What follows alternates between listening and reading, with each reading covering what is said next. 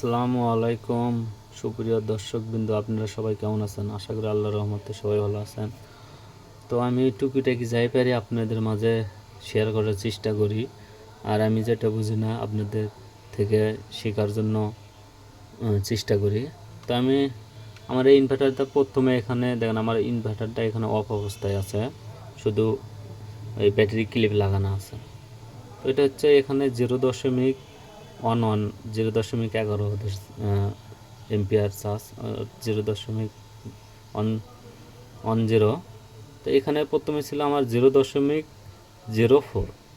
তো এটা কি এম্পিয়ার ঠিক আছে কি না, যদি কারো জানা থাকে অবশ্যই অবশ্যই আমাকে জানাবেন যে এরকম 11 অথবা 10-11, 0.10-11 এম্পিয়ার ধরে আছে, এটা লোড ছাড়া। এমনকি ইনভার্টার আমার অন নেই। তো ইনভার্টারের জন্য এই এম্পিয়ারটা কি ঠিক আছে কি না অবশ্যই আমাকে জানাবেন। তো এই পর্যন্ত আজকের ভিডিও। সবাই ভালো থাকবেন। আসসালামু আলাইকুম।